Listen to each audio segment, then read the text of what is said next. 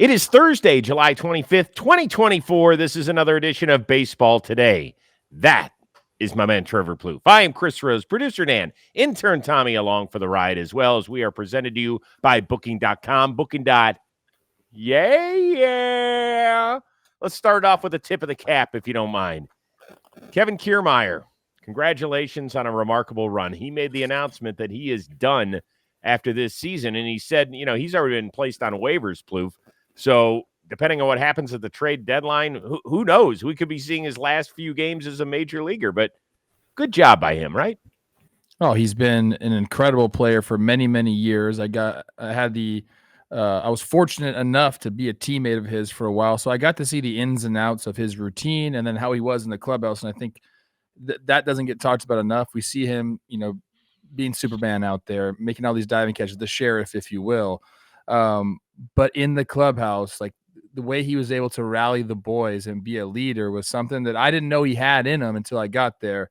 And it just made me appreciate him even more. So if it is the end, I mean, it was a hell of a career, man, and a very handsome guy. Oh, yeah. We always have to point that out about KK because he's always on the hot boy list. Well, I don't know which one of you is the body double for the other.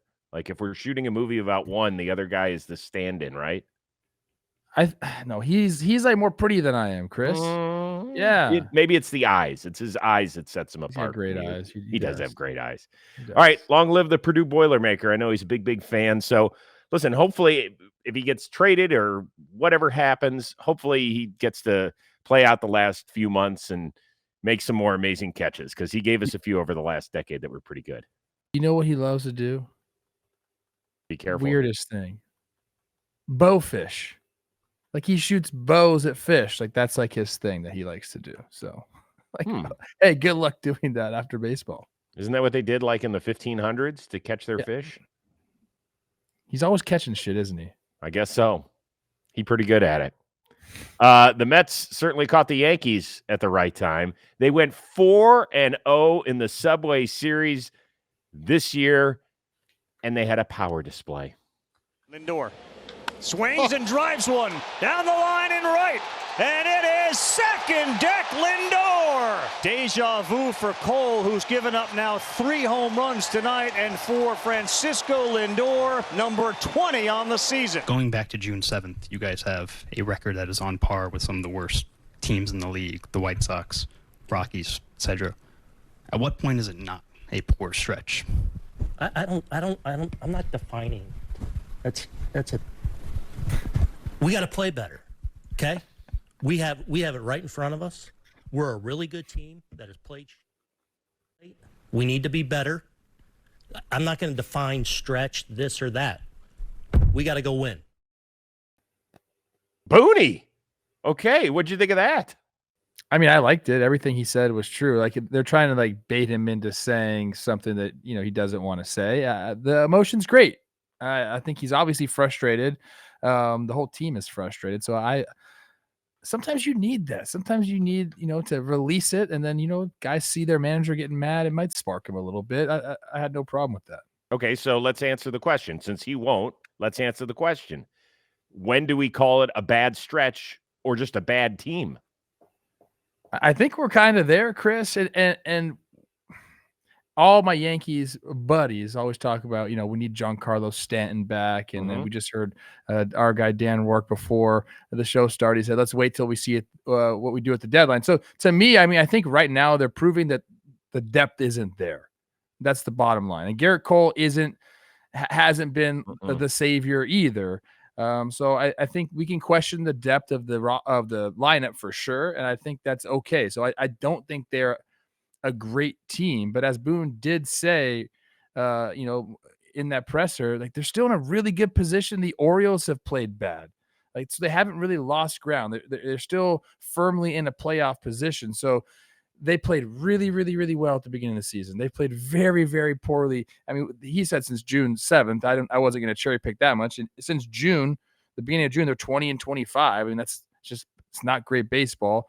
But they're still in a great position. So, yeah, right now they are not a good team. There's no doubt about it. There's no real way to say otherwise. But it all could change. We were saying the same exact thing about the Mets not too long ago, and look what they're doing. So baseball is like that. Here, let me keep going on this because I heard a great quote by Yelich.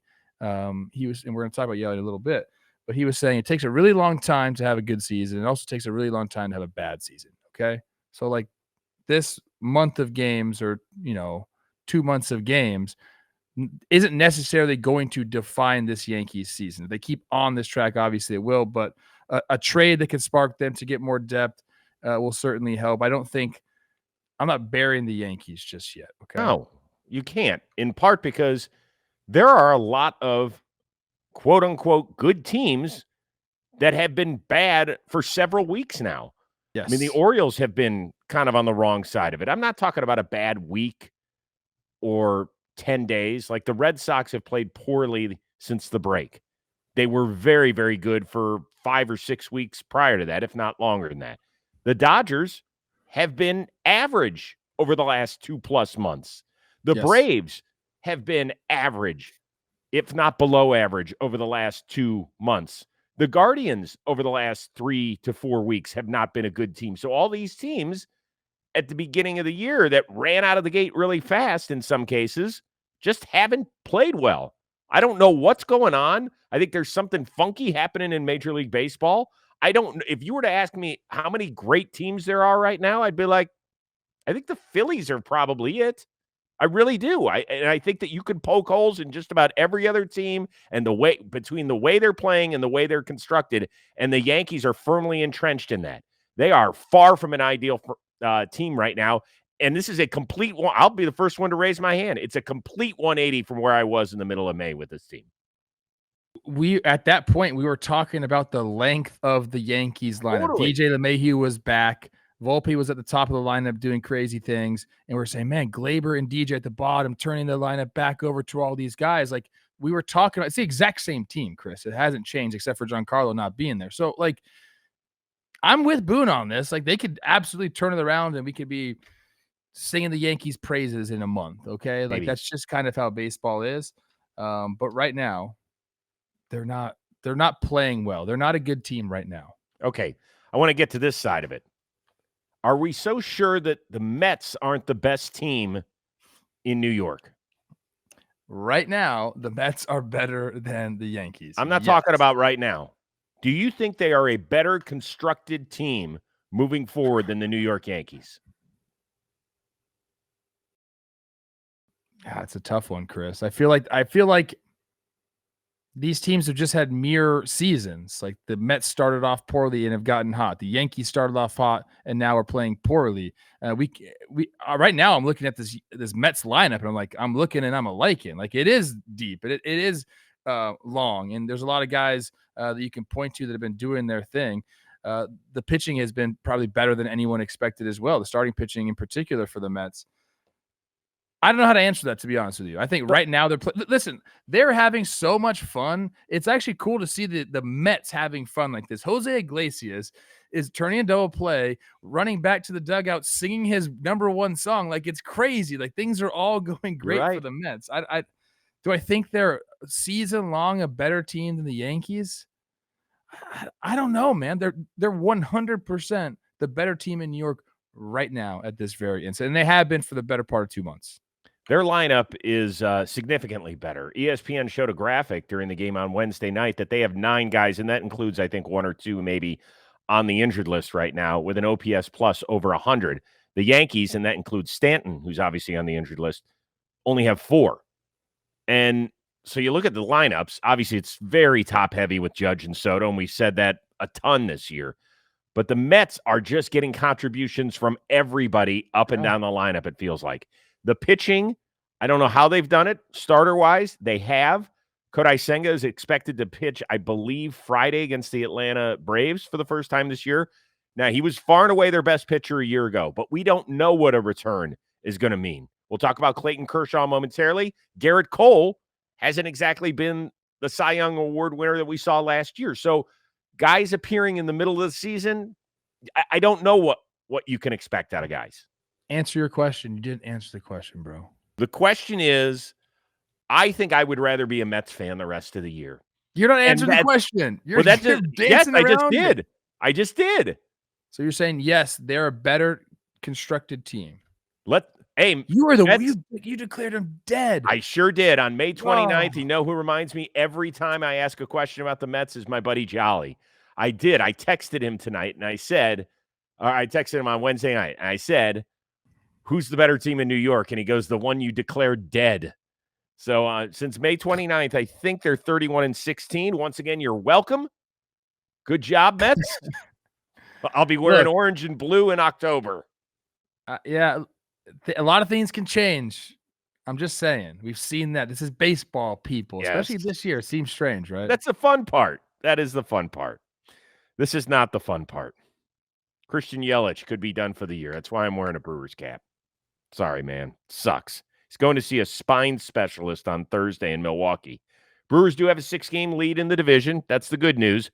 But now, should this young team in Milwaukee go out and get an extra bat before the deadline? I sure would like them to do that. I don't think they're going to do that, Chris. I think their glaring need still is starting pitching, and who knows what they're even going to do about that.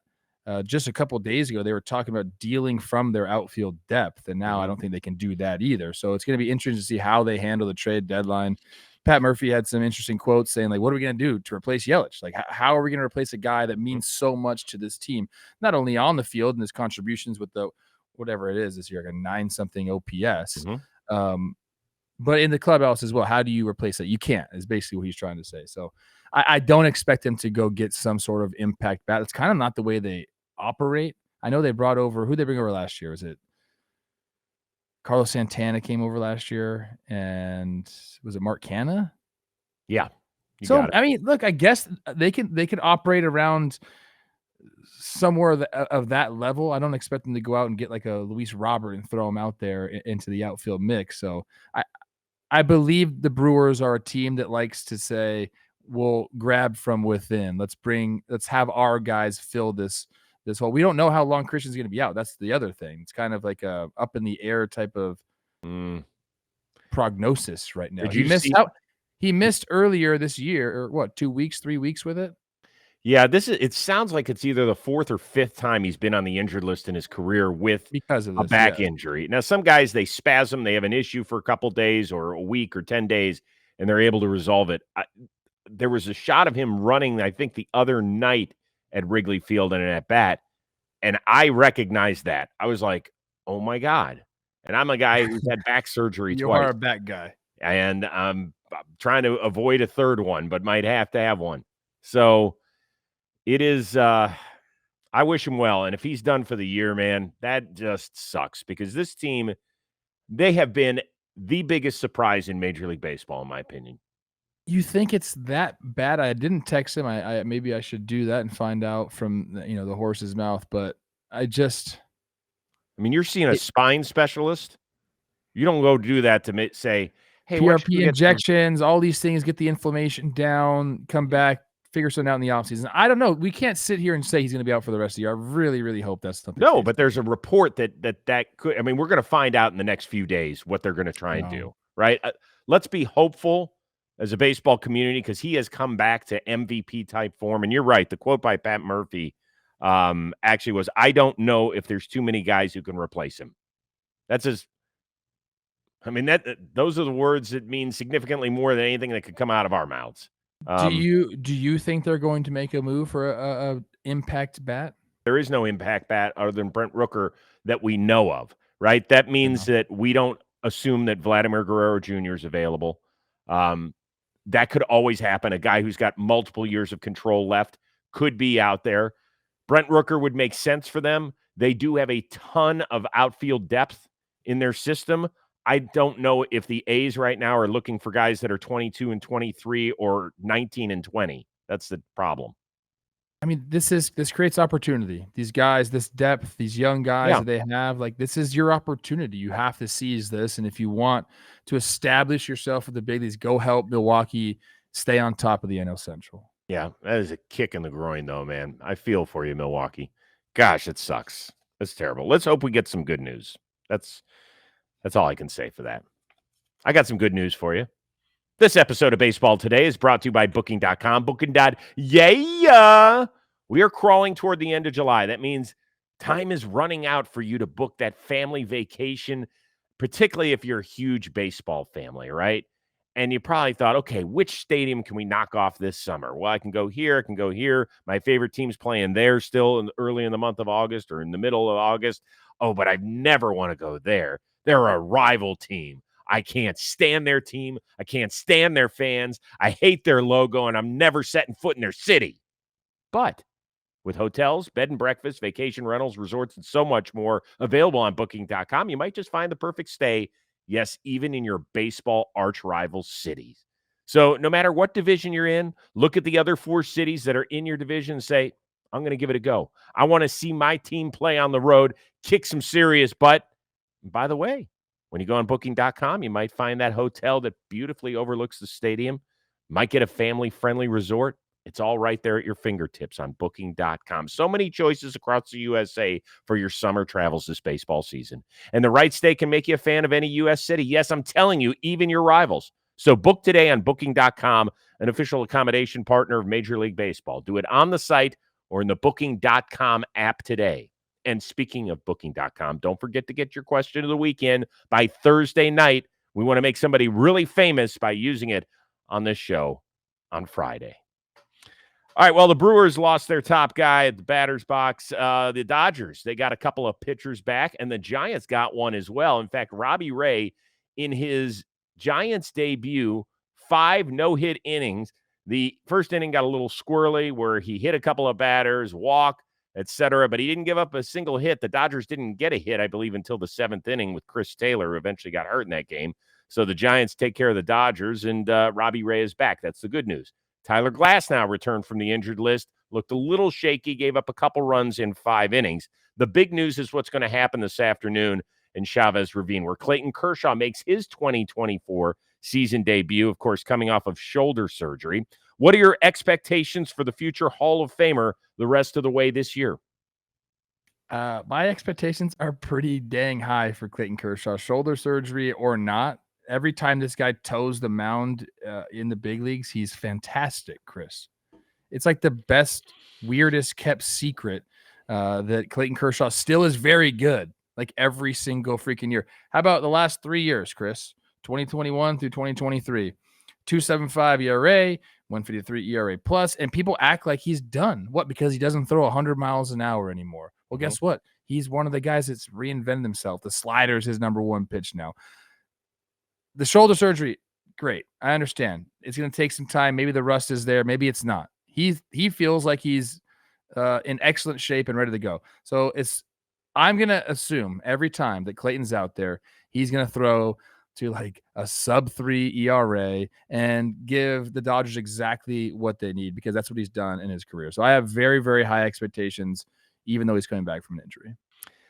Yeah, I think this is his first arm injury, if my memory serves me right. It's always been a back thing for him. A lot of back stuff, yes. Right. And so this is the first time that we're dealing with something new in his late 30s. I was surprised he decided to come back for yet another year. I haven't had a chance to talk to him, but I would be curious as to why he decided to come back. I think it would have been. Call this his mid-30s. What is he, 36? 36. Okay. End of the mid.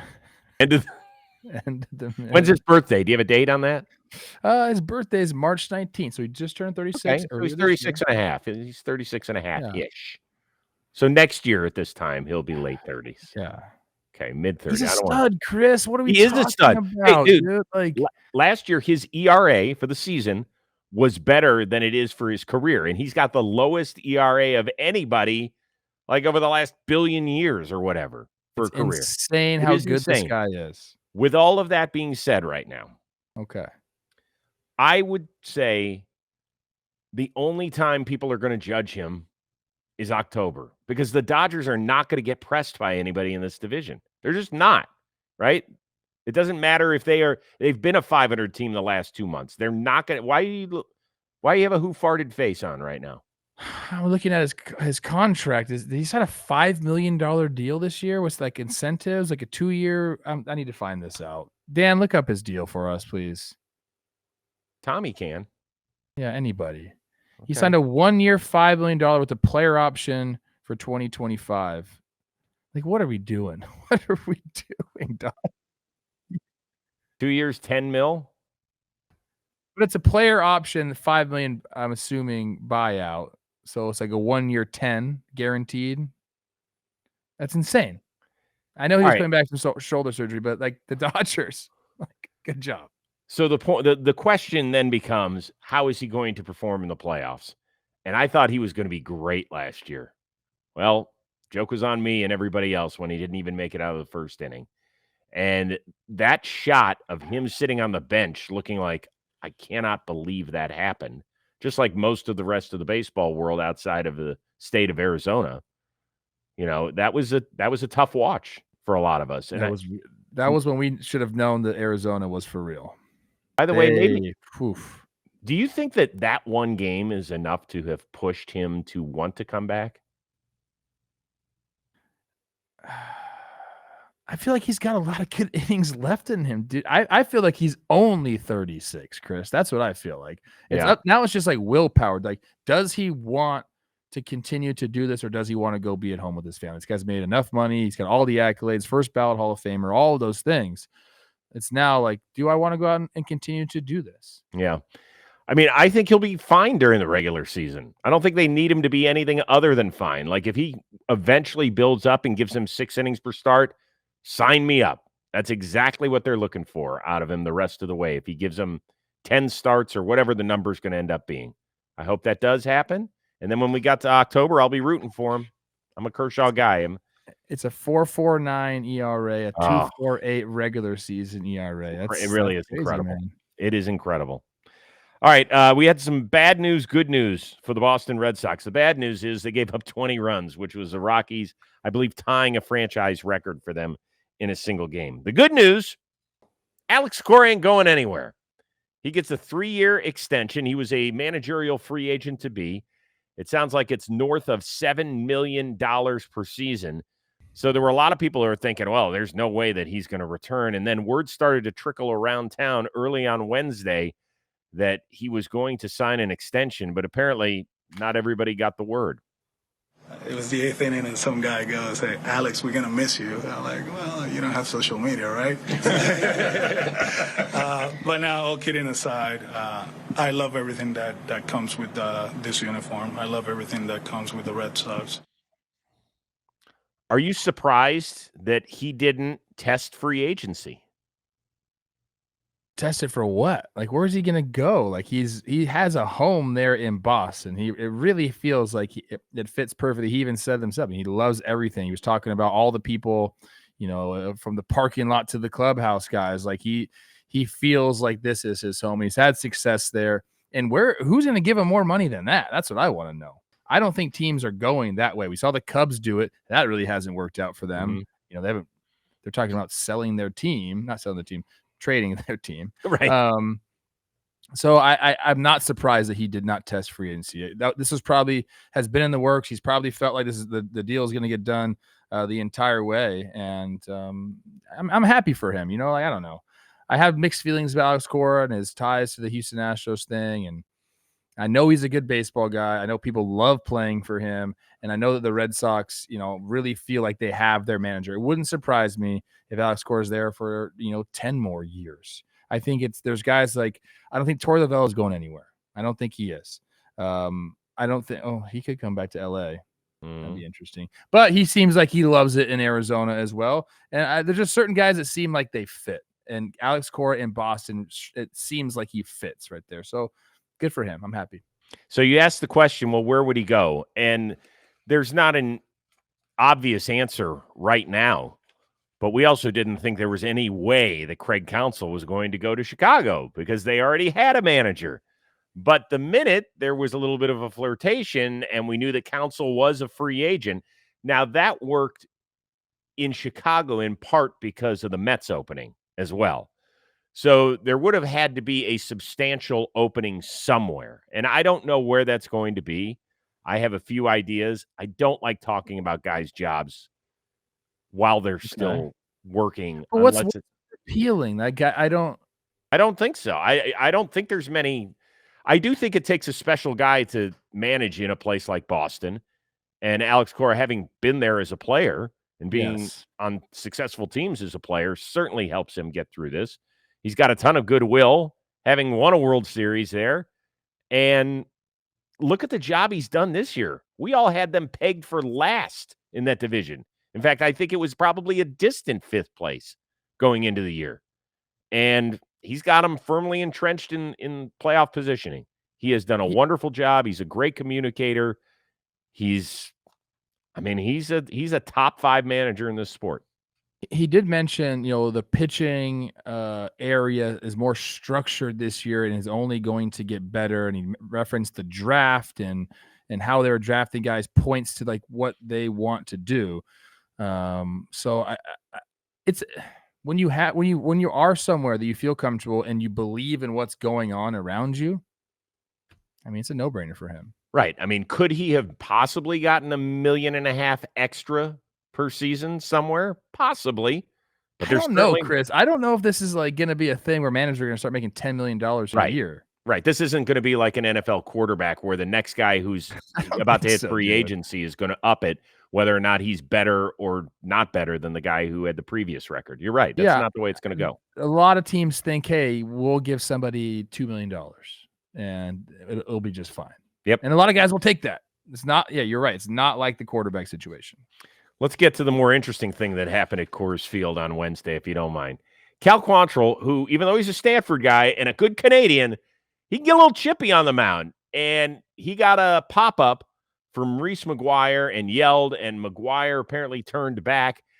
And then Cal Quantrill really let him have it.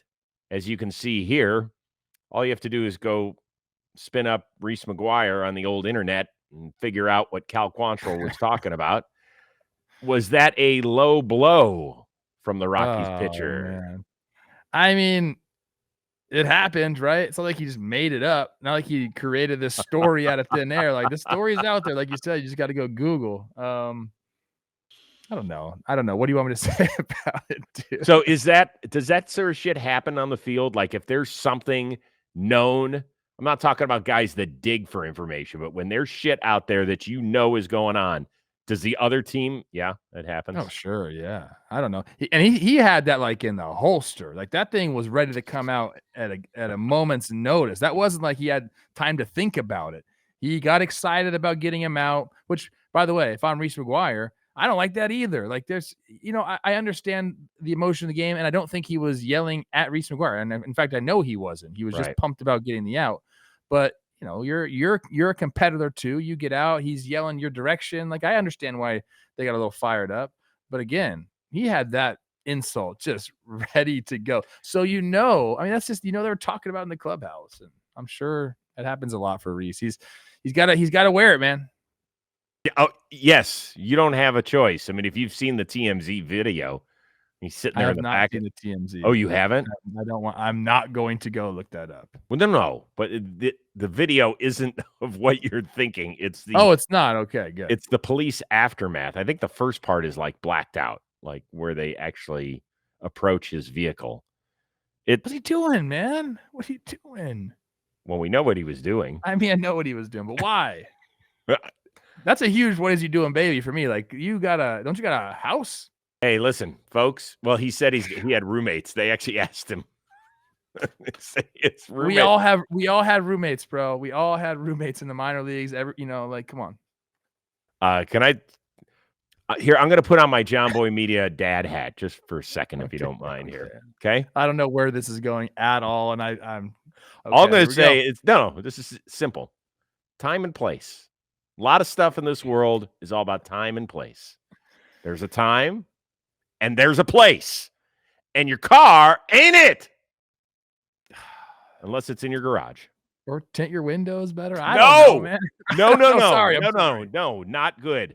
Take that back. Take that back. I take it back. Thank you. Don't do that in public. That's not okay in public. It is not okay. In fact, this is what I want to do right now. Back in your day, you guys used to park the car and go make out. Overlooking on the ridge, overlooking the valley. When I look like this, when I look this handsome. because you want to get ready for a season ahead with quality shades that are built to last. Our friends at Shady Rays, they have you covered with premium polarized shades that will not break the bank. Shady Rays, independent sunglass company, offering world-class product, rated 5 stars by more than 300,000 people. Their shades, they have durable frames. They have crystal clear optics. You look awesome. What are you doing in that car? Making them the perfect choice for all outdoor adventures. Here's one of the many reasons I love them. Not only do I look good, and when I put them on, Michelle Rose is like, yo, bro, what's up? How you doing? Here's the great thing. She does it. If I break them, if I sit on them in my car when I'm just driving somewhere, they have the most insane protection in the history of eyewear. Every pair is backed by lost or broken replacements. Also, if you don't love your shades, exchange them for a new pair or return them worry-free within 30 days, although I've never met anybody that's done that. And exclusively for our listeners, Shady Rays is giving out their best deal of the season. So head on over to shadyrays.com. Use that code today for 50% off 2+ pair of polarized sunglasses. And that offer applies to the custom Jimmy and Jake collab shades. So go get yours now. Believe me, you'll be feeling good. All right, before we get out of here, a couple of funny visuals we had on Wednesday. Nolan Arenado. He's done it all at third base. I was like, what the heck's in his back pocket? It was a cup full of seeds. And then he puts it back in. So as not to litter in Pittsburgh. That's good. And then things got way out of hand in our nation's capital. So bad. Ildemaro Vargas had to pitch and threw a 33-mile-per-hour pitch to Donovan Solano. 33 miles per hour. Which of those two visuals will stick with you longer? I still hate watching position players pitch. I can't stand it. Is a mockery of our game. The Washington Nationals should have to burn their bullpen. No, all those things are true. That was funny. I don't think that was funny. Threw the ball yes, it was. It was funny. It was a little funny. Laugh a little bit. The way he threw the ball was hilarious. And he almost got nailed in the face. The Arenado thing. So I was thinking about that, Chris. Okay. I'm like, hey, why didn't you just put the seeds in his pocket or whatever? Then I started to think, okay, everyone's done the dirty pocket seed thing before. You put some seeds in your pocket, but he's out there. It's hot. He didn't want to get butt sweat on his seeds and then put them in his mouth. So the cup is kind of genius. I guarantee that's what he's thinking, man. If I put these seeds in my pocket right now, I'm going to get butt sweat all over him. And I don't want that. I don't want to put butt sweat seeds in my mouth. So he put the cup in there. I think it was a nice piece of ingenuity by Nolan Arenado. So, not only is he a platinum glove third baseman, but he's got the smarts too, even though I don't think he went to college and he's out of El Toro High School in California. Thank you for representing us high school grads. I will tell you this. I'm not a germaphobe, so I'm not a Howie Mandel. Like, I shake everybody's hands and stuff. But when it does come to food, I want to always make sure my hands are clean. So perhaps he put them with clean hands in the cup because he never transferred them from cup to hand to mouth. Love it. That's an added layer on top of what I was just talking about. Great call right there. Okay, good. We're on it. Usually, hey, also, Nolan, you could just put the bag of seeds in your pocket. Going to say, yeah. The cup thing, interesting. It's way better than what guys were putting in their back pockets in the 80s and sliding head first to protect it. Go look that one up. We've got everybody's Google homework tonight. Oh my gosh. I'm off Google, bro. I'm off. The internet is like, I need to get off the internet, I think. All right, Friday, we are back at it again. Live show. Sorry we couldn't do this one. Scheduling issues for Plouffe and Rose, but we'll be back at it. Don't forget to get your booking.com question of the week in by Thursday night, please. We want to use a good one this week. As always, you've been killing it, knocking it out of the park. So for our one-of-a-kind producer, Dan Rourke, our intern, who does a bang-up job, Tommy Young, that is the uber-talented Trevor Plouffe. Thank you. I am Chris Rose. We will see you Friday here on Baseball Today, presented to you by Booking.com.